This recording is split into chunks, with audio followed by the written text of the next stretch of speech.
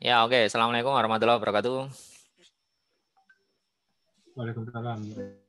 Ya, kita ke sense organ. Sense organ itu berarti apa? Organ perasa. Perasa. Wah, ini sensing oh, baper nek perasa. Berarti organ indera ya. Jadi dia adalah organ-organ indera. Ya. Jadi indera. Indera itu fungsinya untuk apa sebenarnya? Mata fungsinya untuk melihat. Telinga fungsinya untuk mendengar. Sehingga sebenarnya apa jenengane sebenarnya organ indera itu fungsinya adalah untuk menerima rangsang. Ya. Dan rangsangnya itu khusus. Maka biasanya spesial. Hatiku hanya untuk menerima kamu. Nah, itu kan sebenarnya indera juga. Jadi indera itu untuk menerima rangsang yang khusus, spesial. Yang untuk melihat kan mata, atau ya, mata untuk melihat, telinga untuk mendengar, hidung untuk pembau. Jadi seperti itu. Ya, misalnya kaki kita, tangan lah, tangan kena api, itu jadinya apa? Kita akan merasakan apa? Merasakan apa kalau kena api? Iki mandek ape ya, freeze ya. Kalian panas, betul, akan merasakan panas. Ya, tapi kalau tangan kena gula, rasanya apa? Sentuhan kan? Oh, sentuhan benar. Tapi kalau lidah kena gula, rasanya Manis. kamu itu ya, manis itu ya. Jadi rasanya manis. Jadi rasa manis itu merupakan apa? Rangsang yang sifatnya spesial. Ya, sifatnya spesial. Kalau panas, dingin, itu sifatnya umum. Umum artinya semua bagian tubuh itu bisa menerima dan menerimanya sama. Yo lidah kena api yo panas, tangan kena api yo panas. Ya, tapi kalau sudah sampai ke gula, sampai ke garam gitu misalnya kan sudah beda. Jadinya asam sama manis itu. Ya.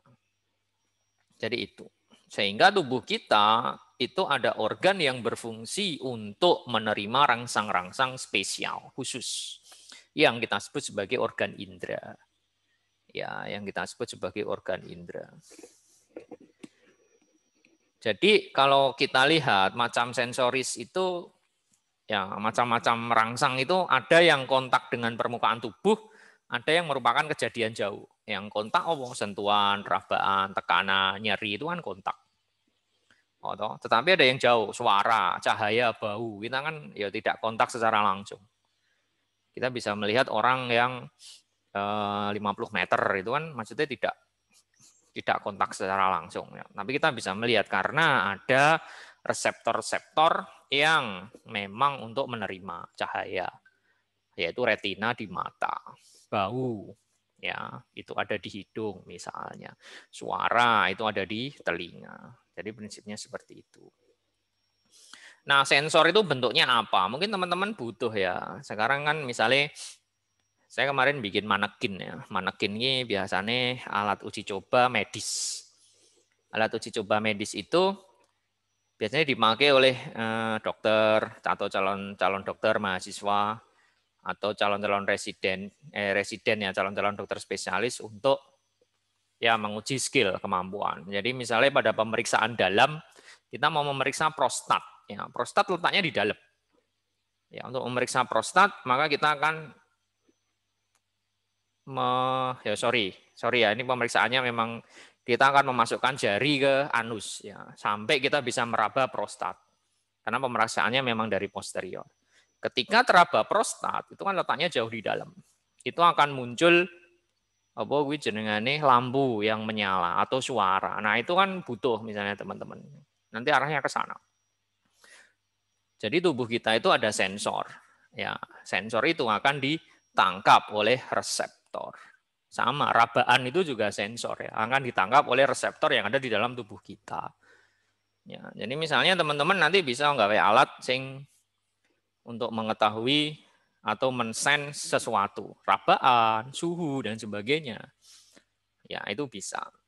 alat yang misalnya pendeteksi panas di mana itu bandara atau di termogan gitu ya, termogan yang katanya bisa menembakkan di kepala itu akan jadi otaknya sakit itu ya, karena dilempar ya. Itu kan sebenarnya berdasarkan sense dari thermal ya. Maka tubuh kita itu punya beberapa reseptor untuk menerima sensor itu. Ya, kalau dia bentuknya getaran, propriosepsi atau gerakan, pendengaran, keseimbangan itu masuk ke mekanoreseptor.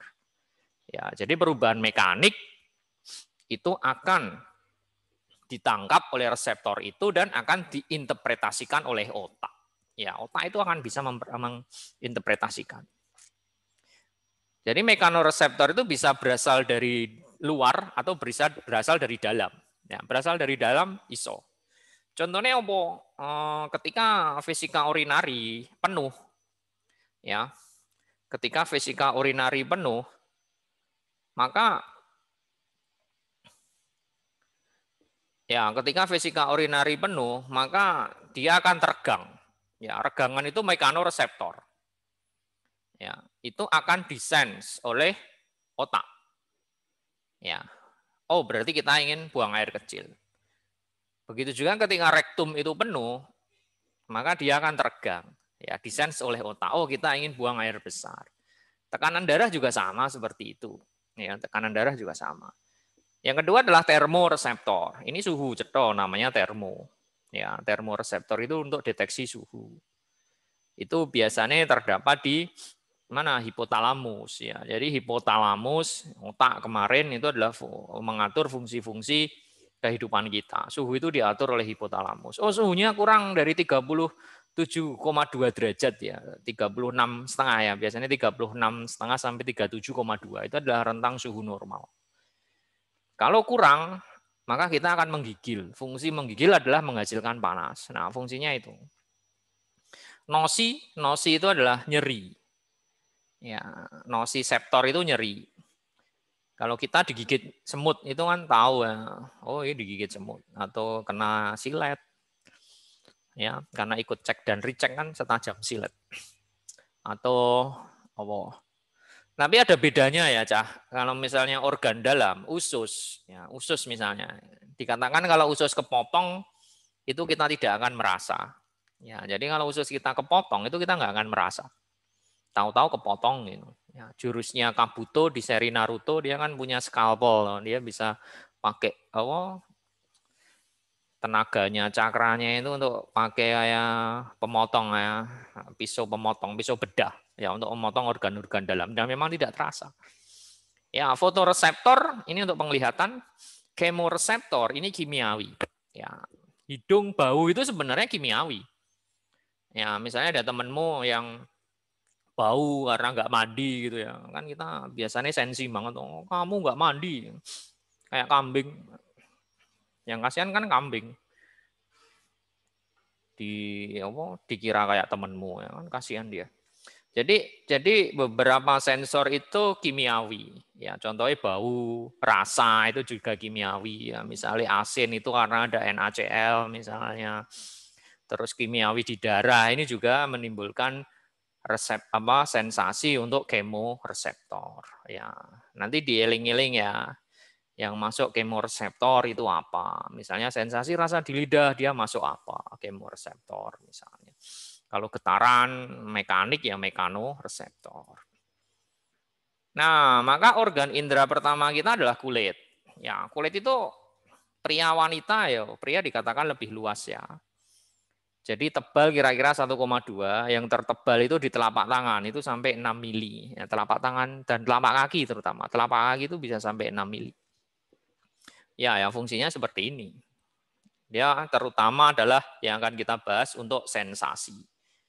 Ya, sensasi yang sifatnya umum. Kulit itu dia akan mensensasi yang sifatnya umum. Ya, ingat ya, umum tadi adalah semua bagian kulit itu akan menerimanya sama. Ya. Kalau dicubit ya sakit, kalau kena api ya panas, kena es ya dingin. Itu adalah kulit. Tapi kalau kena gula ya jadinya rabaan. Beda dengan lidah yang kena gula jadinya manis. Ya. Nah, ini lapisan kulit terdiri dari epidermis, dermis, dan hipodermis. Bagian paling bawah itu adalah hipodermis. Di hipodermis terdapat lemak. Ya, kita bisa melihat lemak-lemak ada di situ. Epidermis itu sebenarnya adalah ada lapisan-lapisan epitel. Ya. Jadi kita itu terdiri dari epitel. Maka ada stratum corneum, granulosum, spinosum, dan stratum basal. Ya, dikatakan epitel-epitel kita itu akan dia akan berganti ya. Dia akan berganti. Kalau sudah mati 7 hari itu dia akan berganti. Nah, itu berkaitan dengan penyembuhan luka. Ya, luka-luka di kulit biasanya berapa? 7 sampai 14 hari. Itu adalah waktu regenerasi replacement dari sel-sel epitel yang ada di kulit. Jadi dari stratum basal ini nanti akan muncul lapisan yang baru terus ke atas. Ya. Dermis itu merupakan jaringan ikat. Di situ banyak sekali. Ya, pada dermis kita lihat ada rambut. Ini adalah villi. Rambut. Ya, rambut-rambut itu ada. Biasanya kalau kita takut rambutnya kan berdiri. Spider-Man ya, sama Peter Parker pertama kali ketika si Thanos datang kan dia rambut tangannya berdiri itu, di lengannya itu berdiri ya. Kenapa? Karena pengaruh simpatis sehingga dia akan mengkontraksikan musculus erector, villi. Nah, di kulit, di dermis dan juga epidermis, di sini terdapat reseptor-reseptor tadi. Jadi reseptor-reseptor tadi terutama terdapat di epidermis dan dermis. Selain di situ juga terdapat kelenjar keringat. Ya, ini adalah kelenjar keringat dan juga kelenjar lemak. Ya. Ada kelenjar keringat, sudorifera, dan ada kelenjar lemak, sebasea. Ya. Ini sebasea itu lemak. Lemak itu biasanya letaknya di dekat rambut.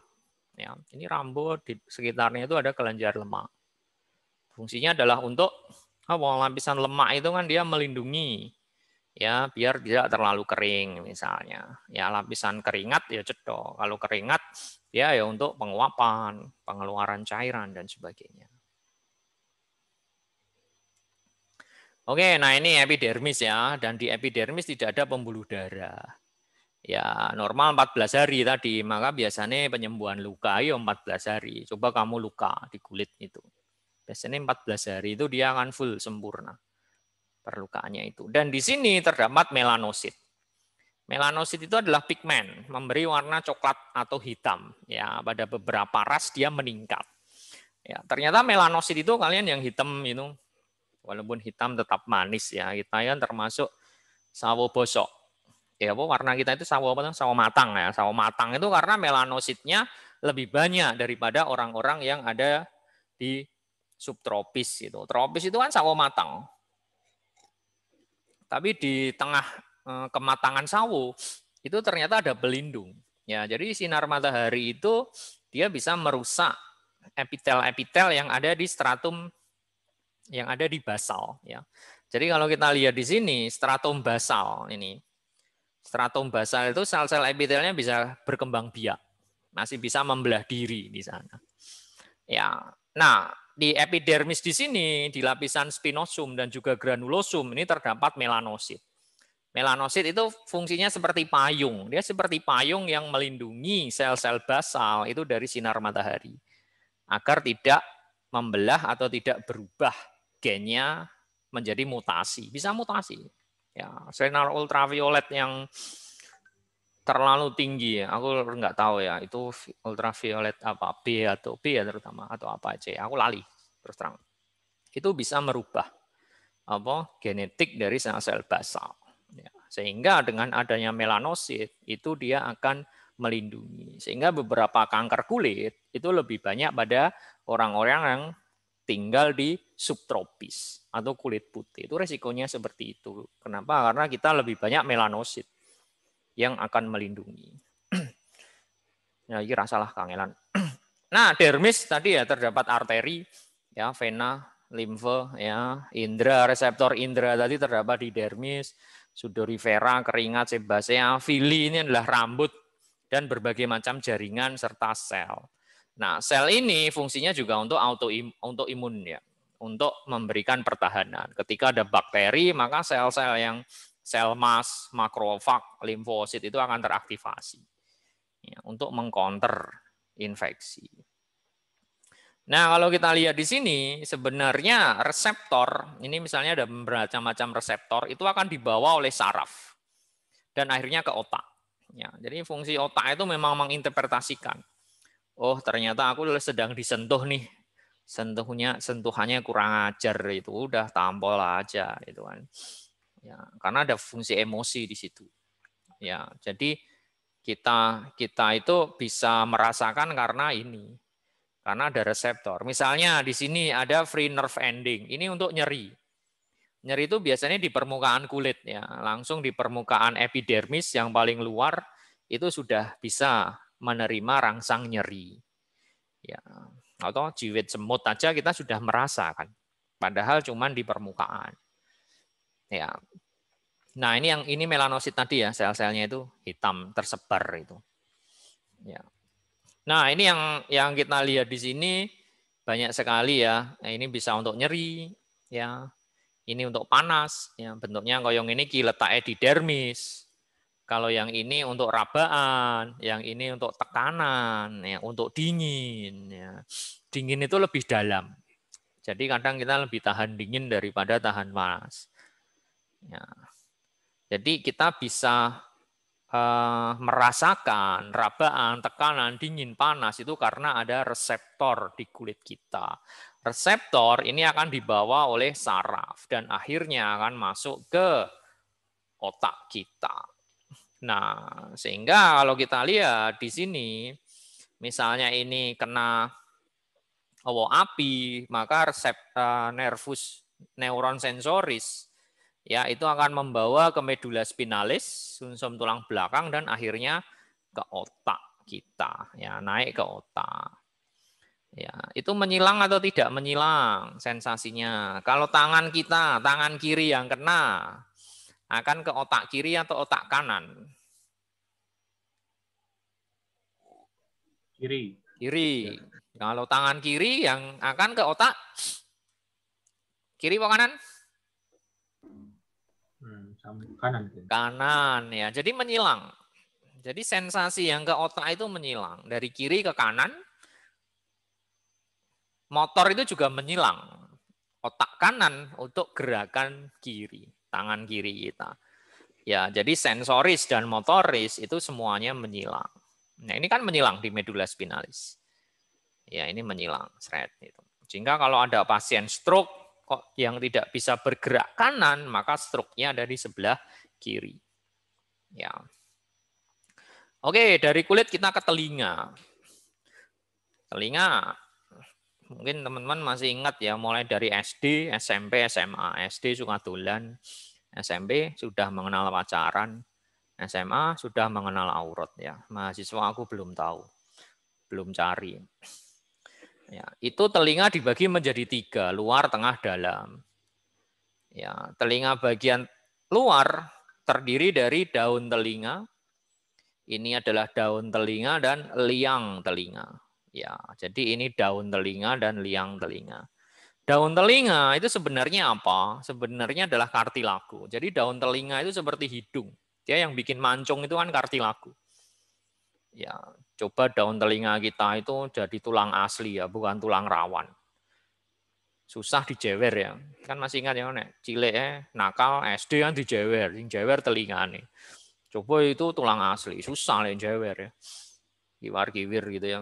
Terus dia terikat erat di kepala gitu kan, kalau dikasih anting, antingnya nggak bisa goyang-goyang. Nah, kan kurang cantik jadi. Gusti Allah kan maha sempurna.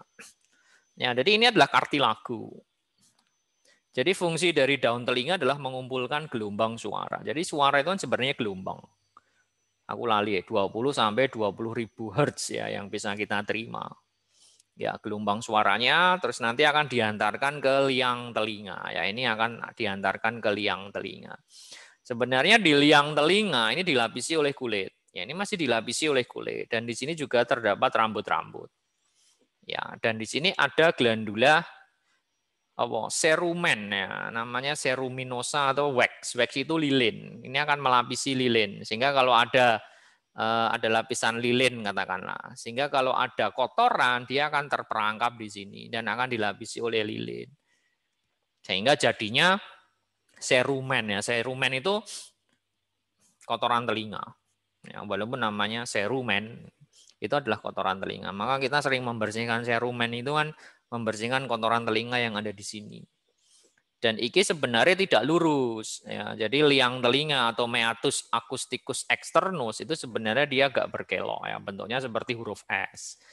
Ya, sehingga kalau ada misalnya ada semut masuk ke liang telinga, bagaimana cara membunuhnya? Kamu apain? Paling aman dikasih apa? Membunuhnya pakai apa? Air. Membunuhnya dengan lapisan yang sesuai atau cairan yang sesuai dengan kondisi ini. Pakai minyak itu paling aman. Minyak goreng ya. Jangan minyak bensin, jangan ya. Minyak goreng itu paling aman. Dikasih aja minyak goreng. Jelantah ya rapopo ya, jangan jelantah ya nanti bau ya. Ini yang datang tikus ini, wah repot. Ya, jadi sebenarnya dikasih minyak baru dikeluarin ya. Jangan masih hidup dikeluarin, nanti dia malah masuk terlalu ke dalam. Jadi dimatikan dulu pakai minyak baru dikeluarin. Ya, kan kita nggak tahu ya di sekeliling kita itu ada apa. Ya mungkin yang masuk di sini bukan semut ya. Tapi sindiran. Wah, ya bisa masuk sini. Rasanya sampai ke hati. Ya, nggak apa-apa ya. Hidup memang seperti itu. Kita harus bersabar. Nah, ini ya telinga tengah tadi ya. Ada daun telinga dan liang telinga. Meatus acousticus externus. Ya, namanya. Nah, akhirnya akan mengalirkan sampai ke gendang telinga atau membran timpani. Nah, jadi antara telinga luar, ini telinga luar, dan telinga tengah itu dihubungkan oleh gendang telinga atau membran timpani. Kita pakai kata membran timpani ya, masuk gendang telinga. Nanti jadi soneta. Soneta kan miliknya Rhoma Irama ya. Dia dulu mau jadi presiden yang mendukung partainya Gerindra, Gerakan Insan Nada Berirama. Pas. Ya, jadi itu. Jadi dia kan ke membran timpani. Jadi ini membran timpani itu bentuknya seperti ini. Jadi teman-teman sebenarnya kalau disenteri telinga, terus telinganya agak ditarik ke posterior ya, posterior superior ya, ke atas dan ke belakang, itu kita bisa melihat gendang telinga. Yang bisa kita lihat adalah ini, ada pantulan cahaya. Ini adalah gendang telinga. Ya, jadi ini sebenarnya bukan memisahkan ya, menghubungkan telinga luar dan telinga bagian tengah. Ya, jadi kalau pada pemeriksaan itu kita akan kita akan melihat seperti kun, bentuknya corong cahaya, kun of light. Ya, kita akan melihat seperti itu. Nah, telinga tengah itu sebenarnya ruangan. Ya, jadi ada ruang di dalam telinga kita. Itu namanya adalah telinga tengah. Telinga bagian tengah itu sebenarnya adalah ruang. Isinya apa? Udara. Isinya udara. Dan ketika diisi udara, maka akan ada tekanan juga. Jadi misalnya bayangkan ketika gelombang itu masuk, dia akan diteruskan ke sini. Ya, jadi suara itu sebenarnya ada gelombang yang akan diteruskan. Mungkin teman-teman nanti kalau apa ya kita butuh biomedik, teknik biomedik ya, misalnya tuli, ya, orang tuli ternyata ada gangguan di tulangnya. Bisa enggak? Ada alat yang dia bisa menggetarkan sehingga untuk membantu alat dengar. Bantu alat dengar itu biomedik banget itu. Ya, sehingga ada alat yang dengan gelombang tertentu dia bisa menggetarkan iki misalnya. Ya, itu bisa. Nah, pernah naik pesawat terbang ya. Kalau kita naik pesawat terbang, tekanan di telinga tengah itu jadi lebih tinggi. Tekanan jadi lebih tinggi. Sehingga tekanan yang tinggi itu mesti harus disalurkan. Apa penyalurannya ada dua. Yang pertama keluar ya. Kalau keluar dia akan merusak membran timpani, keluar. Tapi tubuh punya mekanisme. Nah, maka ini akan ada yang namanya tuba eustachius. yang menghubungkan telinga tengah dengan nasofaring. Ya, sehingga kenapa ketika mau terbang, mbak-mbak pramugari, ya. Pramugari cowok atau cewek? Cewek ya. Kalau cowok pramugara. Kalau banci pramuwaria. Enggak. Ya, nanti jadi waria karir. Ya, itu dia menawarkan permen toh, permen ya. Bayar wis larang, penerbangan, tawari permen. Kenapa enggak McD? Kenapa? Agar kita mengunyah, ya, agar kita menelan, mengunyah. Ya. Ketika kita menelan dan mengunyah, maka tuba eustachius ini akan terbuka. Sehingga ini akan menyeimbangkan tekanan telinga tengah dengan nasofaring. Sehingga tidak akan ada cedera pada membran timpani. Ya, jadi itu. Terus kenapa kalau bayi nangis? Atau kan sering naik pesawat terbang ketika mau landing atau mau take off bayi nangis. Ya itu mekanisme dia. Mekanisme dia memang dia menangis, menggerakkan otot-otot di faring sehingga terbuka. Masa kok kayak permen? Ya, nanti ibunya yang marah. Kan belum bisa menelan dia. Kalau bayi memang nangis wajar. Sehingga kalau kalian naik pesawat terbang pas take off landing ada bayi samping kalian dia nangis ya sudah biarin aja karena dia memang mekanismenya nangis ya kalau dia nggak nangis sakit kan sakit itu karena tekanan tinggi di telinga itu ya tekanan tinggi di telinga dia akan ada baru trauma nanti makanya sakit ya di dalam telinga tengah itu juga terdapat tulang pendengaran ini adalah tulang-tulang kecil ya malleus incus stapes. Ya, ini akan ada tulang-tulang pendengaran. Ini adalah telinga bagian tengah. Ya, maka ini adalah membran timpani. Jadi membran timpani itu tidak hanya sekedar membran saja. Di bagian dalam dia akan berhubungan dengan tulang pendengaran, malleus, incus, dan stapes. Malleus, incus, dan stapes. Jadi kalau ada gelombang suara ke sini, maka tulang ini juga akan ikut bergerak. Ya, dia akan ikut bergerak. Tulang-tulang ini akan ikut bergerak. Dan ini ada sendinya. Tulang-tulang ini ada sendinya. Dia akan bersendi antar tulang itu. Ya. Malleus, incus, stapes. Ya. Kenapa pada orang tua biasanya nyuwun ngapunten pendengarannya berkurang? Karena sendi-sendi ini kaku. Ada pengkakuan dari sendi sehingga dia berkurang.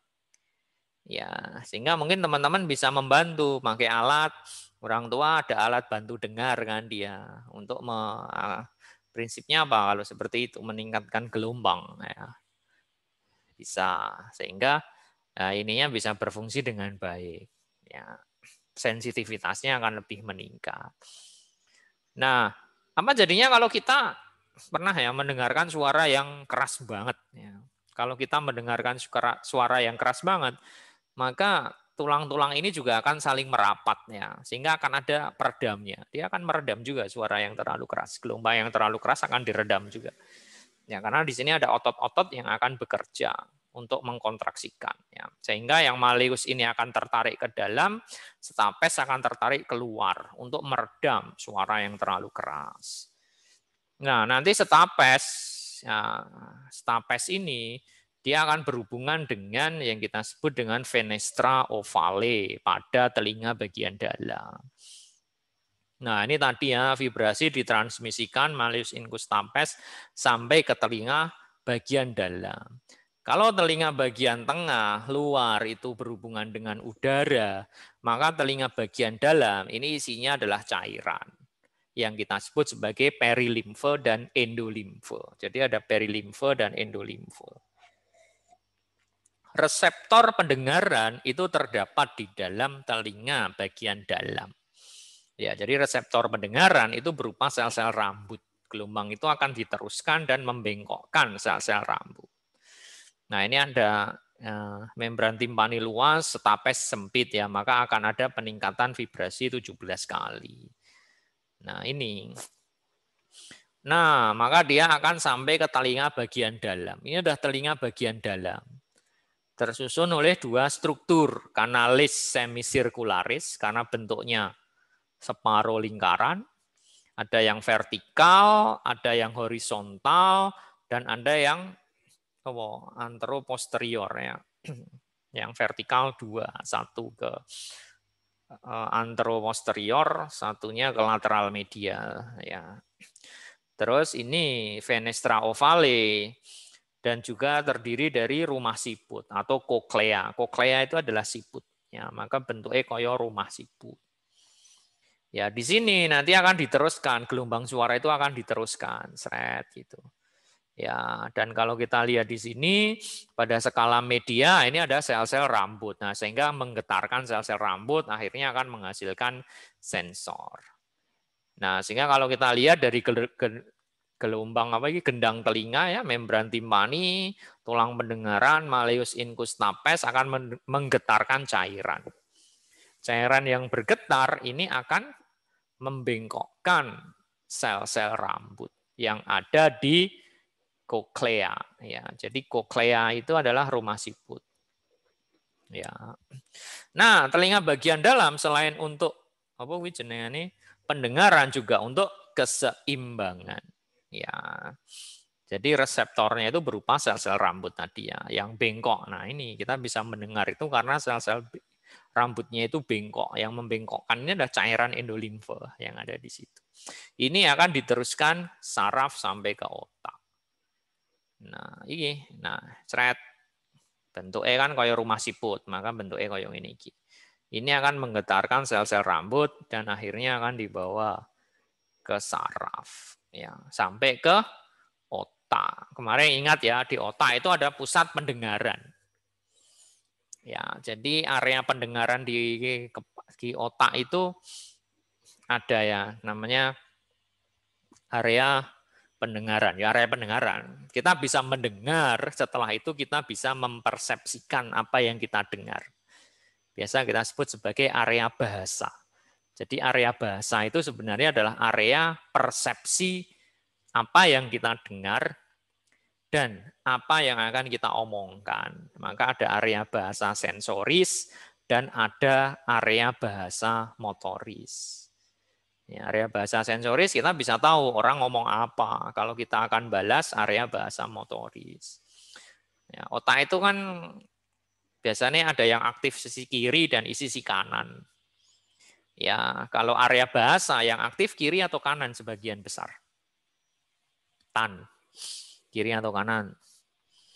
Area bahasa sensoris. Yang aktif adalah yang kiri sebagian besar orang. 80% orang aktif di kiri. 10% di kanan, 10% dua-duanya. Ya. Jadi ternyata berdasarkan penelitian, orang yang aktif area bahasa kiri, sebenarnya yang kanan juga ikut aktif. Misalnya teman-teman, ya untuk melihat fungsi dari area-area di otak, biasanya kita pakai yang namanya positron emission tomography. Ya, PET scan ya, karena bisa di scanning, PET scan. Jadi kita memasukkan suatu zat radio kontras yang terikat oleh glukosa. Ya, otak itu disuruh mendengarkan gitu misalnya. Kalau dia suruh mendengarkan, habis itu suruh ngomong. Maka area bahasa itu akan aktif toh. Kalau dia lebih banyak yang kiri, maka yang kiri juga akan ikut aktif. Kalau aktif dia butuh glukosa. Maka glukosa akan datang ke situ dari alatnya tadi. Sehingga bisa dilihat. Glukosanya sudah dilabel oleh radio kontras. Tapi ternyata juga ada yang ke kanan. Ya, walaupun yang aktif kiri, tapi karena ada glukosa juga yang ke kanan. Berarti kanan itu juga aktif, walaupun dia dominan area bahasa kiri. Ternyata yang ke kanan juga. Ya, jadi santai saja ya kalau kalian pernah nembak cewek dan ditolak, santai. Oh ya, yang kanan tadi ternyata untuk emosi, guys. Yang kanan tadi untuk emosi. Kalau yang kiri tadi terutama mempersepsikan apa orang ngomong apa, kalau yang kanan itu adalah untuk emosi. Makanya santai kalau kalian pernah nembak cewek dan ditolak. Berarti yang nolak kalian area bahasa kanan sedang rusak. Dia paham bahasamu tapi nggak paham emosi di baliknya. Ya kan? Tapi kalau kalian mau nembak cewek nggak berani-berani, berarti area bahasa kirimu sedang rusak. Terlalu memendam emosi, nggak bisa menyampaikan. Ya, menganggap cinta itu seperti kentut. Ditahan sakit, dikeluarkan malu. Padahal cinta itu seperti apa? Seperti pipis di kolam renang. wujudnya nggak ada, hangatnya terasa. Nah, itu kan cinta. Ya, oke. Ya, jadi selain tadi pendengaran di telinga itu juga ada dia mengatur keseimbangan. Sebenarnya mana yang lebih penting, keseimbangan atau pendengaran? Farhan, yang lebih penting mana, keseimbangan atau pendengaran? Dua-duanya. Dua-duanya. Yang lebih penting untuk kehidupan, oke. Keseimbangan atau Keseimbangan. keseimbangan. Keseimbangan itu lebih penting daripada kehidupan. Untuk kehidupan ya. Tanpa keseimbangan kita akan mati, katakanlah. Ya jangan bandingkan sama cicak ya. Cicak itu merayap di dinding kan bisa. Dia jatuh kecuali saat tepuk tangannya. Saat tepuk tangan dia jatuh, tepuk tangan. Lihat nyamuk nangkap ya, nyamuk tertangkap dia kan senang terus tepuk tangan. Ya itu hewan yang paling kasihan ya. Bilang hap saja ditangkap. Coba kerbau kumpul ditangkap. Dia bilang hap ditangkap. Terus mereka ketemu di penjara. Kamu ngapain? Aku kumpul-kumpul ditangkap, kata kerbau. Terus cicak, kamu bilang hap. Mesake. Ya oke. Jadi sistem keseimbangan itu tadi ada kanalis semisirkularis. Ya, kanalis semisirkularis itu untuk keseimbangan.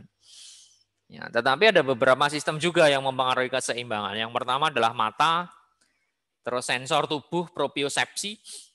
Jadi sebenarnya kalau kita berdiri, kalian duduk, kalian kan tahu kalau kamu duduk ya. Aku berdiri, kamu duduk, aku sedang jongkok itu tahu. Kenapa? Karena ada yang namanya propriosepsi. Propriosepsi itu adalah terutama letaknya di tendo dan sendi. Reseptor untuk mengetahui posisi. Ya, posisi dan getaran itu adalah propriosepsi, perubahan letak dan sebagainya, dan itu bisa dipersepsikan oleh otak. Oh, aku sedang berdiri. Lututku sedang nekuk, ya, tanganku sedang ngacung itu. Misalnya kita tahu karena ada perubahan sendi. Itu namanya adalah propriosepsi, dan keseimbangan juga itu. Ya, misalnya kalian tahu Avatar Eng ya? Avatar Eng tahu? Ada temannya yang buta ya, namanya siapa itu? Yang pengendali tanah. Tahu nggak? Nggak lihat. Tara kayaknya Pak. Siapa? Tara. Ta ya, siapa namanya? Tara. Iya kayaknya. Oh, namanya. Tara Taf ya, benar, Taf namanya Taf ya. Dia itu kan orang dengan kemampuan propriosepsi yang paling hebat ya. Kenapa dia bisa tahu dong dari getaran yang dihasilkan oleh tanah itu dia bisa tahu ya kayak gitu. Oh, pada jarak segini ada orang sedang lewat itu dia tahu. Ya, jadi propriosepsi itu berarti kita bisa napak bumi katakanlah. Kita tahu posisi tubuh kita, sendi-sendi kita lagi ngapain. Ya, itu juga berhubungan dengan keseimbangan. Ya, seorang pesenam dia bisa loncat muter-muter misalnya. Itu juga aku napak lemah, saya harus posisinya seperti apa, itu juga propriosepsi. Mata iya, ya penglihatan dan otot mata ya, dan postur. Ya, postur nanti hubungannya sama kanalis sirkularis tadi. Jadi yang menjadi sensor sebenarnya adalah rotasi dan gravitasi. Jadi saat kita diam tetapi bergerak, itu sel-sel rambut juga di kanalis semisirkularis itu juga akan ikut bergerak. Nah ini tadi ya. Jadi ini ada kanalis semisirkularis, fungsinya adalah untuk rotasi. Dan ada satu lagi, namanya adalah saculus dan utriculus, fungsinya adalah untuk gravitasi. Jadi yang di sense itu ada dua, gravitasi, yang kedua adalah rotasi. Ya. Nah, jadi ini, kalian nggak usah tahu lah ampul. Ampulnya itu pelebaran, di mana di situ terdapat sel-sel rambut. Ini sel-sel rambut. Ya, sel-sel rambut itu di dalamnya terdapat ya kayak apa ya saluran itu tadi ya minyak ya. Dan di sini nanti dibawa oleh nervus. Jadi nervus ini vestibulococlear, nervus 8 itu yang membawa keseimbangan. Ya, keseimbangan dan auditori. Diamalkan ya. Jadi nervus 8. Jadi kemarin kan kita sudah belajar saraf ya. Ada yang keluar dari kranium, nervus kranial, dan ada yang keluar dari apa jenengane kuwi spinal vertebra, nervus spinalis. Nah, nervus kranial itu ada 12. Yang 8 ini yang membawa keseimbangan dan pendengaran. Maka kita sebut sebagai vestibulococlear. Nah, contohnya ini. Ya, jadi ada sel-sel rambut, ya, kupula ya. Kupula itu yang melapisi tadi ya. Ketika ini bergerak, muter, maka kupula dan juga sel rambut itu akan membengkok dan bergerak juga. Nah, ini yang akan mengaktifkan. Kita tahu posisinya, akan dibawa ke cerebellum. Jadi cerebellum salah satu fungsinya adalah untuk keseimbangan otak kecil. Ya. Misalnya gangguan keseimbangan yang paling sering apa? Mabuk laut ya, atau mabuk laut. Itu gimana?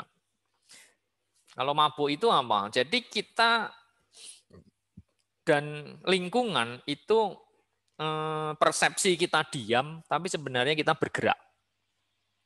Ya, maka kalau misalnya teman-teman naik bis, diem aja, ya atau maka tubuh teman-teman mempersepsikan bahwa aku diam, padahal bergerak, maka jadi mabuk. Salah satu gangguannya kan itu. Ya, ya muntah-muntah dan sebagainya. Ya, tetapi bisa dicegah dengan kita melihat keluar, ya kan? Kita melihat keluar. Dengan melihat keluar kita mengaktifkan mata. Ingat tadi mata ikut mengaktifasi sistem keseimbangan.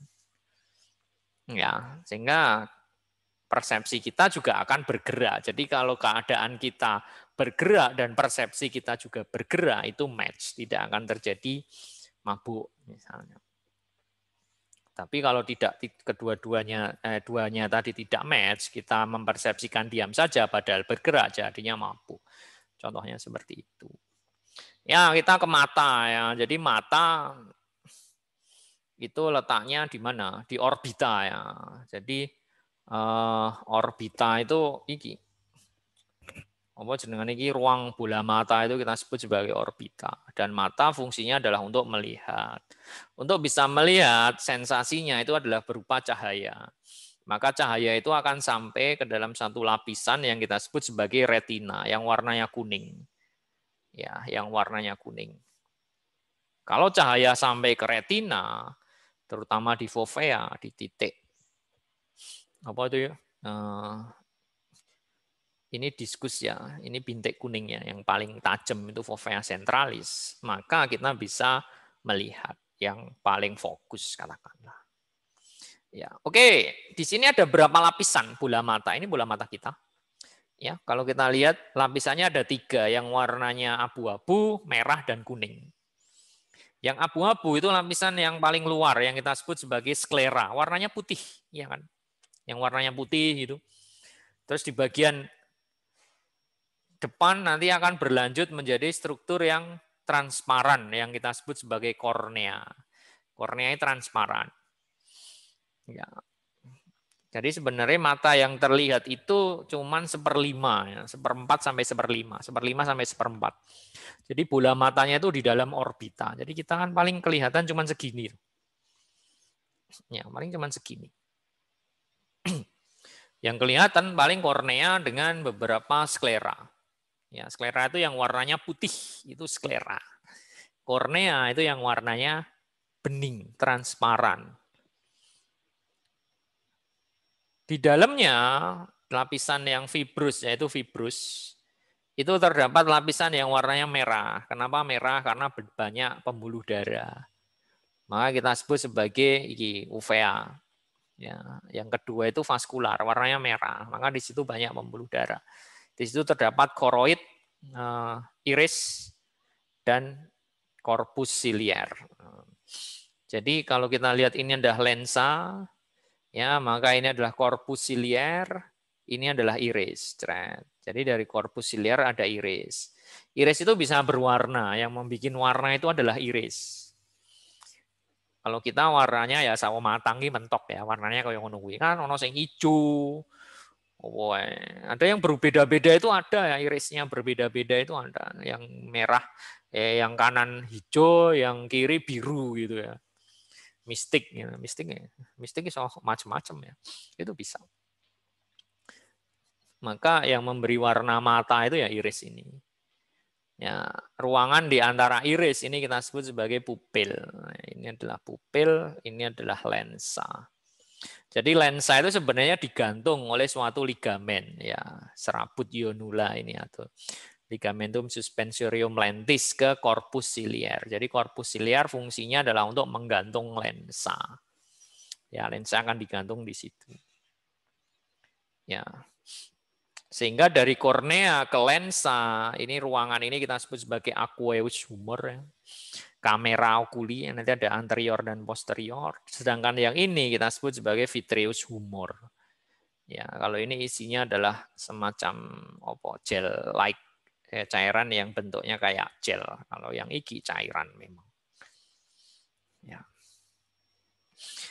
Oke, jadi mata kita mungkin ini juga teman-teman kalau tertarik ke mata itu mesti refraksi, terus alat bantu kacamata, soft lens, itu kan berhubungan banget toh.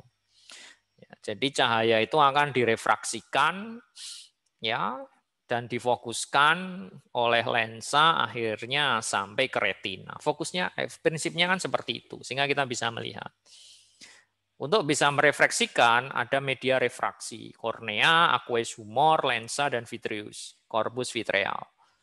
Ya, jadi di sini ini akan merefraksikan akhirnya sampai ke fovea. Ya, jadi fokus itu akhirnya sampai ke sini. Jadi kalau kita melihat kok dadak deleng macam-macam ya lehernya kemana-mana, itu apa? Agar bisa fokus ke sini. Ya, secara otomatis ya, spontan. Ya kita akan berusaha cahaya itu fokus pada fovea centralis. Ya, fokus pada fovea centralis. Nah, sebenarnya fovea centralis itu kumpulan sel saraf ya, sel reseptor fotoreseptor itu akan terkumpul di fovea. Terutama adalah yang nanti kita lihat ya, ada sel batang dan sel kerucut ya, sel kerucut akan ada di sini. Nah, nanti akan dibawa oleh nervus kedua ini. Nervus kedua adalah optik, sesuai namanya, optik mata. Ketika masuk tempat masuknya itu kita sebut sebagai diskus. Nah, ini yang kita sebut sebagai titik buta atau bintik buta. Ya, jadi ada satu titik yang di mana kita nggak bisa melihat. Biasa kita sebut sebagai titik buta. Ya, aku nggak tahu ya, biakukan yang bisa 360 derajat penglihatan itu ada titik butanya, nggak ada ya. Ada gitu ya, dia bisa dipanah tuh ketika melawan Sopo ya di awal-awal Naruto ya. Oke ya ini ya. Jadi kornea tadi seperenam transparan, tidak ada vaskularisasi dan terdapat serabut saraf bebas. Jadi inilah kornea. Ini transparan ya, tidak ada vaskularisasi dan serabut saraf bebas ya. Maka kalau bayi, kalian tahu ya, bayi baru lahir wek-wek gitu. Kadang kita periksa mata. Mata itu salah satu yang diperiksa. Dan epitel-epitel pada kornea itu nyuwun ngapunten, ternyata identik dengan epitel pada vagina. Itu identik. Sehingga beberapa infeksi pada vagina itu bisa mengenai infeksi pada mata si bayi. Ya, trikomonas misalnya.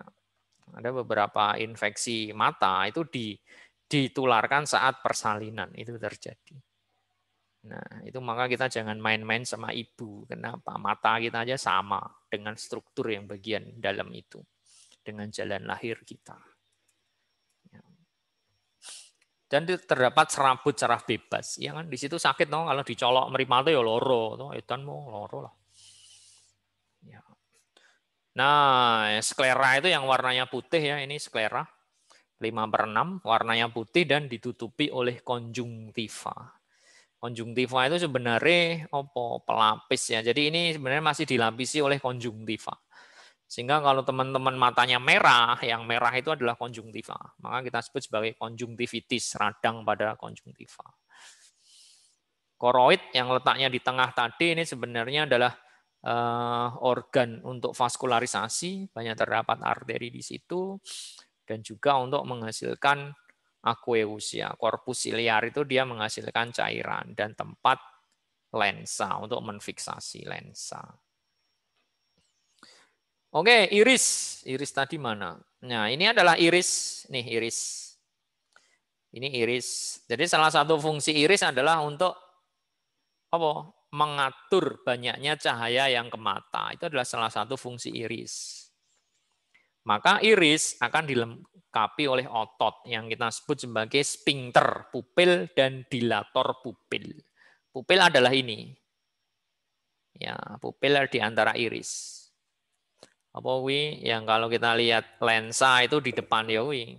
Diafragma ya, katakanlah diafragmanya itu adalah pupil. Kalau di kamera ada diafragma, itu pupil. Yang mengatur adalah iris. Iris itu bisa constrict, bisa dilate. Kenapa? Karena ada otot. Nih. Ada otot sphincter pupil dan dilator pupil. Ya, jadi tergantung saja. Kalau cahaya yang terlalu banyak, dia akan constrict. Kalau kurang, dia akan dilate. Prinsipnya seperti itu. Sehingga cahaya itu akan diproyeksikan tepat pada fovea centralis tadi. Setelah itu akan dibawa sampai ke otak. Nah, ini akan dibawa sampai ke otak. Di otak itu ada di lobus paling posterior, occipital. Ya, lobus occipital. Terus nanti akan dipersepsikan. Oh, ini ternyata ternyata coro gitu misalnya. Ini coro apa ini? Kepek ya, kepek itu yang sedang terbang. Itu kita bisa mempersepsikan. Jadi yang kita bisa menerima cahaya itu karena ada retina. Di retina itu ada yang namanya fotoreseptor. Nah, jadi yang namanya adalah fotoreseptor. Fungsinya adalah untuk reseptor cahaya. Bentuknya ada dua, konus dan batang. Konus untuk yang terang, batang untuk yang gelap. Jadi kalau kita pas di tempat yang terang, konus yang akan aktif. Kalau kita di tempat yang gelap, batang yang akan aktif. Dan untuk pengaktifan sel-sel itu, kita butuh vitamin A. Jadi fungsi dari vitamin A itu adalah membuka channel. Mungkin teman-teman di saraf fisiologi ada ya channel-channel ion itu. Untuk pembukaan channel-channel ion itu kita butuh vitamin A. Ya, makula lutea itu daerah yang paling sensitif karena banyak konusnya tadi. Ya, ini nervus opticus ya. Ingat ya, nervus-nervusnya ada apa lagi yo. Kalau mata tadi nervus opticus, kalau vestibulokoklear nomor 8 itu tadi yang pendengaran dan keseimbangan. Ini nomor 2, opticus itu nomor 2. Nah, ini contohnya kayak ini. Ini cahaya maka akan ditangkap oleh konus ya. Terus dihantarkan ke saraf nervus opticus. Ya, cahaya kita adalah terbalik ya. Diperkecil, terbalik dan nyata ya. Diperkecil, terbalik dan nyata ini. Terus akhirnya dibawa sampai ke apa jenengan ini otak. Nah, jadi mata itu punya kemampuan agar cahaya itu sampai ke fovea centralis. Ini kita sebut sebagai akomodasi. Caranya adalah dengan mencembungkan lensa. Lensa kita itu cembung. Dibikin cembung lagi agar bisa lebih fokus. Fungsinya adalah jatuh ke fovea centralis. Jadi musculus constrictor pupile yang ada di pupil, yang ada di iris tadi, fungsinya adalah untuk ini. Pupil akan menyempit dan ini pengaruh parasimpatis. Ya. Terus ini ada musculus ciliaris juga ya. Nanti musculus ciliaris itu untuk mencembungkan lensa tadi. Ya. Ini jalur penglihatan. Ya, itu dari mata kanan itu ada yang ke kiri dan ada yang ke kanan. Jadi mata kita itu akan menerima dari lapang pandang. Kita itu kan punya lapang pandang. Biasanya dibagi dua. Nasal dekat dengan mata, dekat dengan hidung, nasal dan temporal. Kalau kita lihat yang nasal itu diterima oleh retina yang temporal. Yang lapang pandang temporal diterima oleh retina yang nasal. Yang nasal nanti dia menyilang, gitu. Sehingga sebenarnya yang biru dan biru itu akan ketemu. Ya, biru dan biru itu akan ketemu. Jadi dari lapang pandang yang sisi sebelah kiri itu nanti dia akan ke kanan. Yang sisi kanan dia akan ke kiri. Ya, prinsipnya itu. Dan akhirnya sampai ke occipitalis ya, otak bagian occipital. Ya, dia akan lobus occipitalis. Ke refleks tengah itu untuk ada juga yang ke refleks tengah ya untuk gerak mata secara cepat. Ini angka berapa? 16, Pak. 16 ya. Berarti tidak buta warna. Jadi ternyata di konus itu ada sel-sel yang untuk melihat warna. Terutama adalah warna primer. Warna primer itu apa? Merah, biru, hijau. Ya, warna primer. Nanti gabungan dari warna itu akan menimbulkan warna-warna yang lain.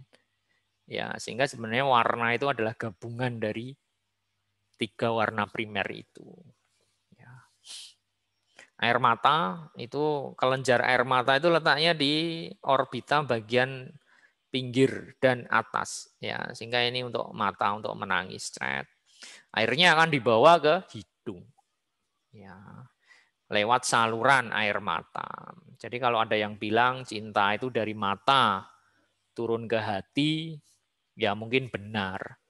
Tapi teman-teman harus tahu bahwa tidak ada saluran langsung dari mata ke hati. Itu enggak ada. Secara anatomi enggak ada. Swear, aku sudah diseksi beberapa preparat itu juga enggak ada. Adanya adalah saluran air mata dari mata ke hidung. Dari hidung baru ke nasofaring, esofagus, lambung, usus, akhirnya ke hati. Ya tetap bisa, tapi jalannya panjang.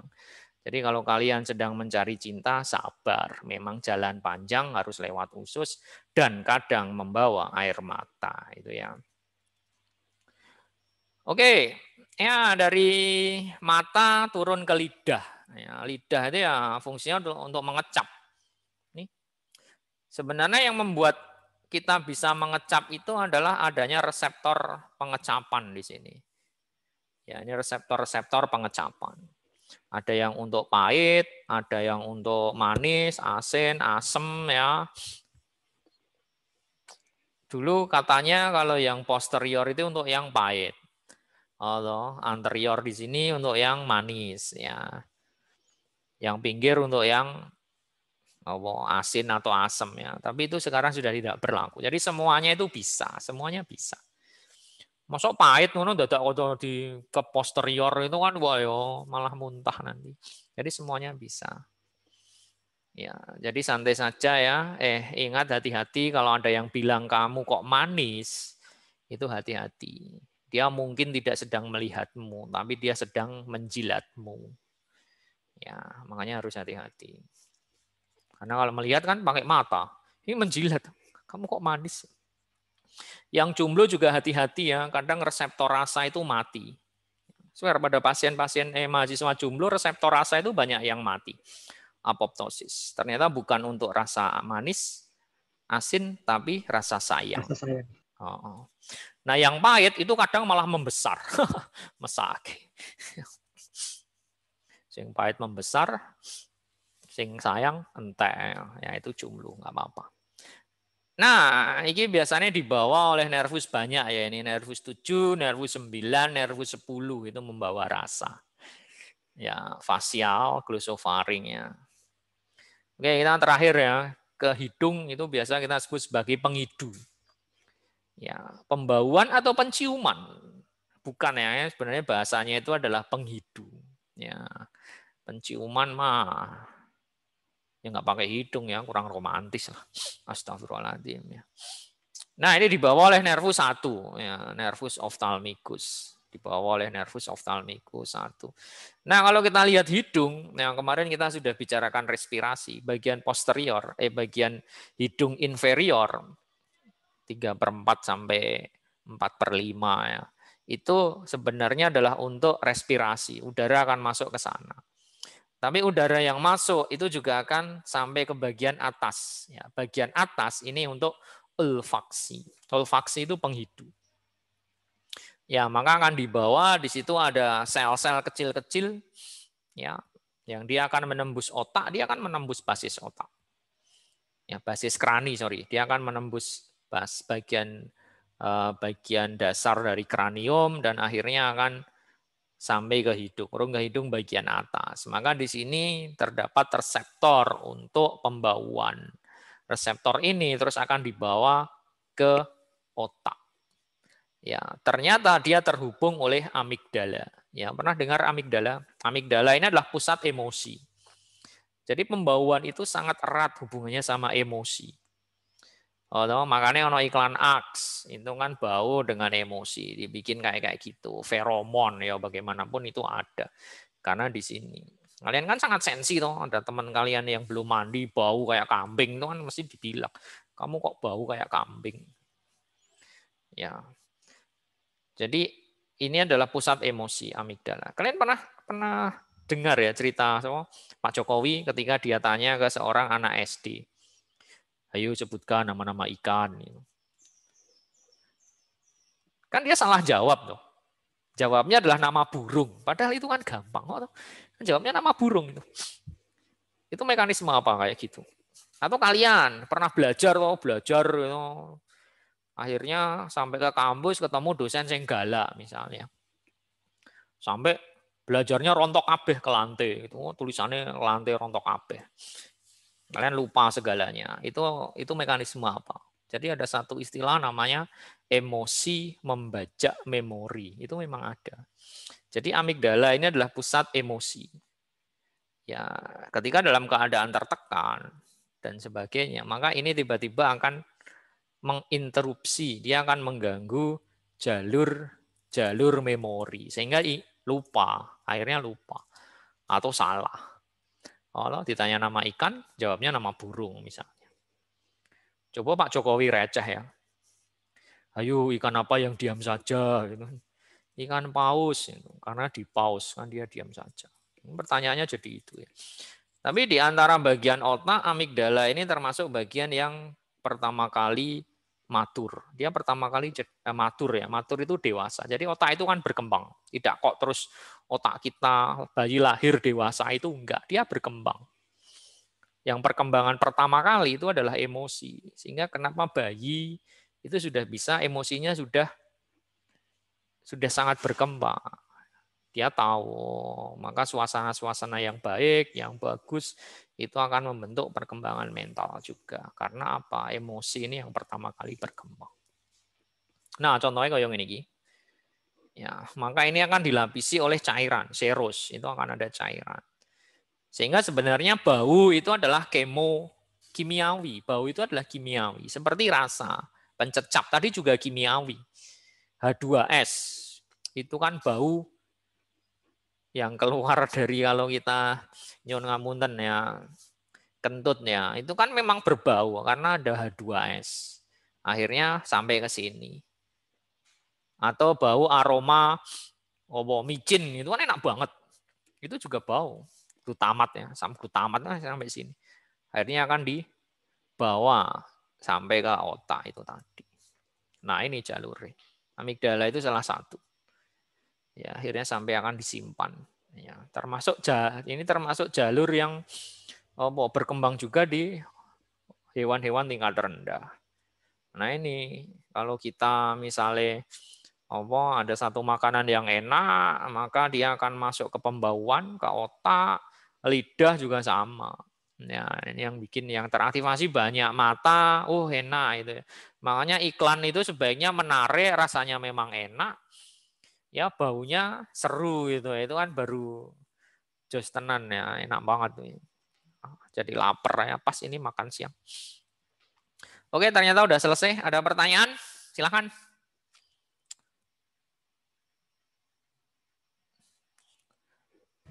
Izin bertanya Pak. Ya silakan Azami. Ini kan pendiri apa kayak Shokugeki no Soma ya. Kenapa mesti tentang rasa ya? Enggak Pak, kan tadi daun telinga itu fungsinya untuk menangkap gelombang ya Pak. Nah, bentuk dari daun telinga yang ada lengkungan-lengkungan tersebut itu memiliki fungsi khusus apa enggak ya? Bentar ya Pak. Ya sebenarnya bentuknya kalau dikatakan fungsi khusus bukan ya. Jadi sebenarnya kalau kita bicarakan manusia terus hewan mamalia itu kan seiring perkembangannya akan jadi lebih sempurna. Ya, koyo kelinci dia masih bisa menggerakkan telinganya, benar kan? Gajah misalnya, dia mempunyai fungsi lain. Ketika dia menggerakkan telinga, maka dia akan mencari gelombang telinga yang tepat itu di mana. Ya, karena otot-otot itu masih ada. Dulu ada otot-otot aurikular ya, otot muskulus aurikular itu ada. Pada manusia itu rudimenter. Akhirnya kita nggak bisa menggerakkan telinga. Kita kan nggak bisa menggerakkan. Walaupun ada beberapa orang yang bisa, ada beberapa orang yang bisa. Tapi sebenarnya otot kita, otot untuk menggerakkan telinga, kita pernah punya atau kita punya, cuma tidak berkembang. Beda dengan kelinci atau tikus dan sebagainya yang masih bisa. Yowes, akhirnya fungsinya ya untuk mengumpulkan saja. Kenapa kok bentuknya seperti itu? Ya aku ya ora ngerti kenapa ya wis ciptaane Gusti Allah. Ya. Tapi itu tersusun oleh kartilagu. Jadi susunannya adalah kartilagu. Fungsi utamanya dari daun telinga adalah untuk mengumpulkan suara, akhirnya akan masuk ke liang telinga. Kita bisa nggak mendengarkan suara tanpa adanya daun telinga menurutmu, Azami? Bisa, Pak. Bisa, tetap bisa. Tetapi mungkin kurang fokus. Jadi nyebar atau gelombangnya tidak begitu kuat. Ya, tadi kan ada penguatan toh. Di mana itu Malleus incud stapes itu dikuatkan lagi. Ya, jadi sebenarnya dikumpulkan dan juga difokuskan bisa masuk ke situ. Ya bentuknya kan kayak corong toh. Masuk dan dianukan ke situ. Jadi memang itu fungsi anatomi dan fisiologi itu akan saling mempengaruhi. Terus kenapa kok melekuk-lekuk kayak ngono kuwi ya mungkin karena untuk menfokuskan agar gelombang itu bisa masuk ke liang telinga ya, kalau kita lihat dari fungsinya. Walaupun tanpa liang telinga, tanpa gendang telinga kita masih bisa mendengar, tetapi frekuensinya berbeda, butuh frekuensi yang lebih tinggi. Pada prinsipnya itu. Ya. Ada lagi silakan. Permisi Pak, saya izin bertanya. Ya, Sarah gimana kabarnya sih? Baik Pak, Alhamdulillah. Kan tadi kalau amigdala itu kan pusat emosi ya Pak. Terus itu lokasinya tuh di hidung. Nah, kenapa lokasinya tuh nggak di dekat otak gitu Pak? Ya, dia lokasinya di otak, bukan di hidung. Sorry. Di otak loh ya. Oh, di otak Pak? Iyalah. Yang soalnya tadi kayak yang Bapak bilang yang kayak gambarnya lagi nunjukin hidung gitu, gimana maksudnya Pak? Kurang paham saya. Oke, ya. Ini ya. Jadi kalau kita lihat bau itu kan masuk ya, diterima oleh hidung di bagian atas. Nah, diterima oleh hidung. Ini bulbus ini itu letaknya di sini. Ini otak, Dik. Ini otak. Sorry, ini otak. Ya, jadi ini otak, ini bagian lateral dari otak bawah. Itu ada amigdala. Jadi dia masuk ke otak dulu. Ya.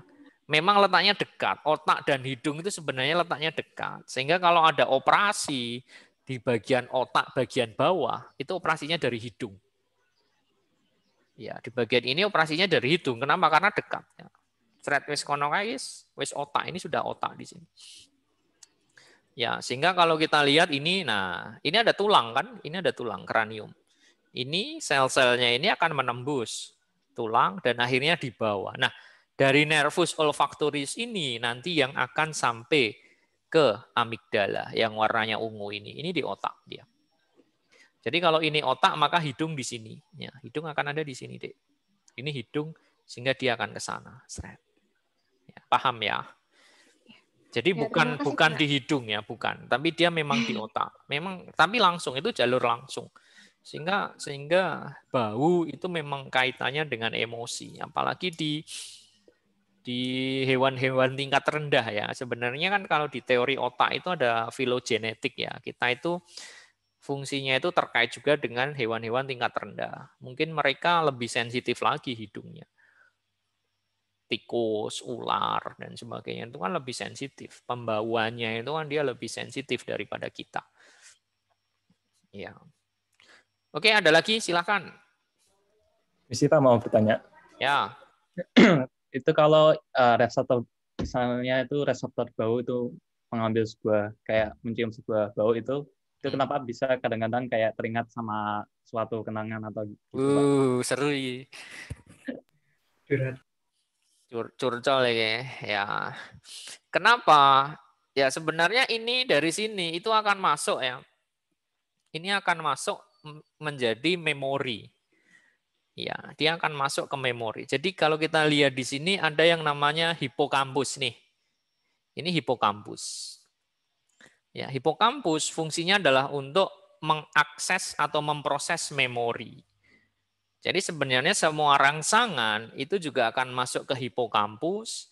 Dari hipokampus nanti akan diteruskan sampai ke talamus ya. Dari talamus akan diteruskan sampai ke girus-girus ini. Ya, di mana katanya ya memori itu disimpan. Jadi memori itu disimpan sebenarnya ada yang mengatakan di girus-girus. Jadi kenapa kok dia melipat-lipat? Fungsinya adalah untuk menyimpan memori atau menyimpan kenangan. Ya, jadi kalau kita membawi sesuatu yang sama dengan yang dulu, maka otak di sini akan ikut bereaksi. Oh, aku sudah pernah membawi ini.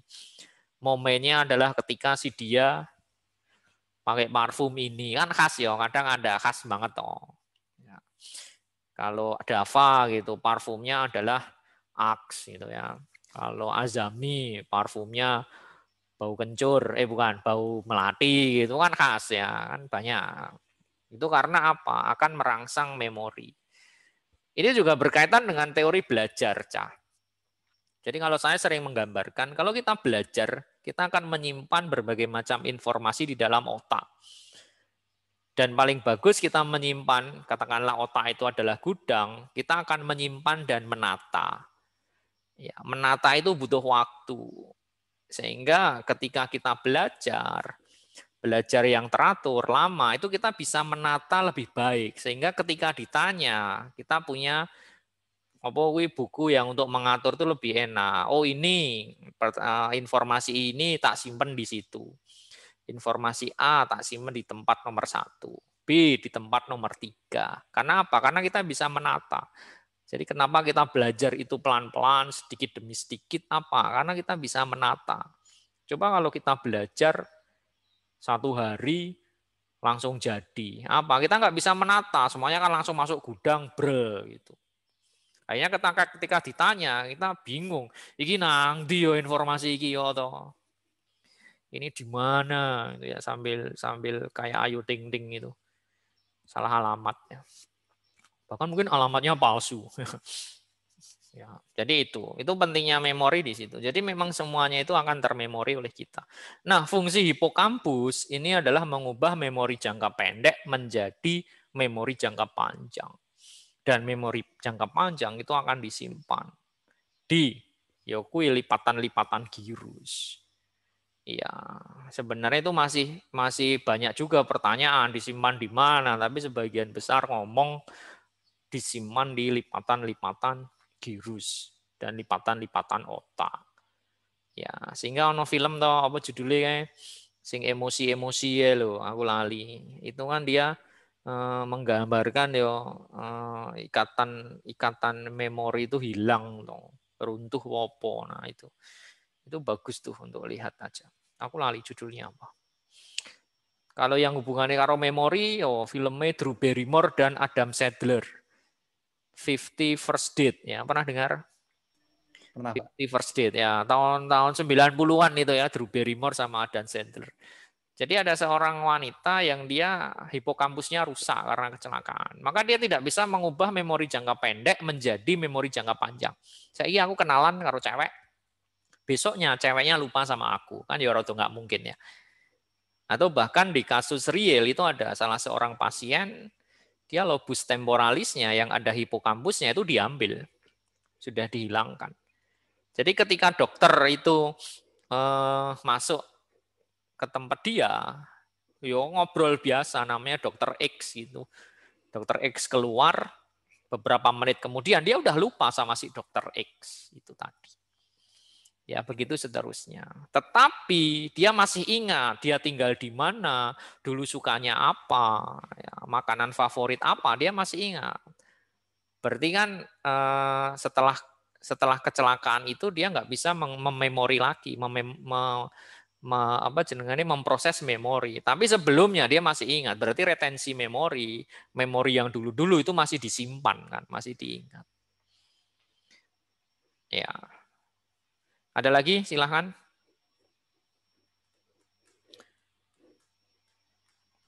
Saya Pak mau tanya. Ya, ada apa? Istiqomah. Jadi kenapa di kulit itu kalau mengalami luka bakar derajat 2, bentuk luka tuh jadi kayak gelembung, terus isinya ada airnya gitu. Nah, airnya itu ada fungsi tersendiri nggak sih, Pak? Ya, sebenarnya cairannya itu dihasilkan oleh sel-sel juga. Ya. Jadi kalau misalnya derajat 1 itu kan kenanya paling epidermis toh. Tapi kalau derajat 2 itu biasanya sudah sampai ke dermis. Ya. Di bagian dermis